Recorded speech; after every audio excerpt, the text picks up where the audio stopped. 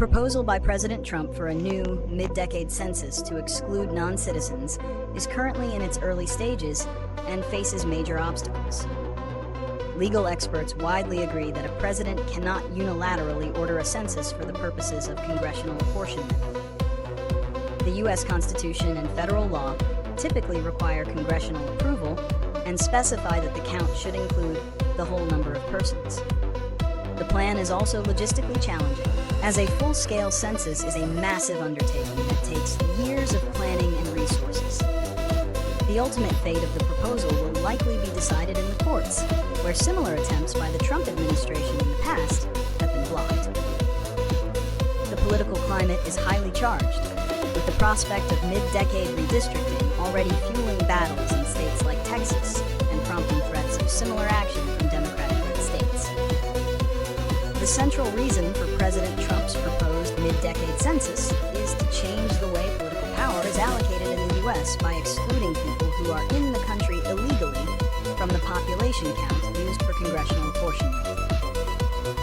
Proponents argue that counting non-citizens gives states with larger immigrant populations an unfair advantage in the House of Representatives, thereby diluting the votes of citizens in other states. They believe that representation should be based solely on the citizen population. This push is also driven by the desire to influence the outcome of the 2026 midterm elections.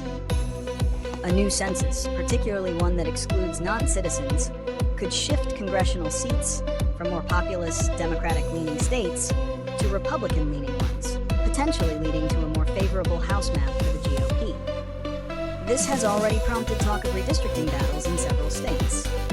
The potential consequences of President Trump's proposed mid-decade census are far-reaching and could trigger a chain of events with lasting impacts. The most immediate consequence would be a massive legal battle, as the plan directly challenges the 14th Amendment and existing federal law. The Supreme Court has previously rejected similar attempts to alter the census, and legal experts believe this proposal would face a similar fate. Politically, the consequences could be dramatic. Excluding non-citizens from the count would likely shift congressional seats and electoral votes from states with large immigrant populations, such as California and New York, to other states.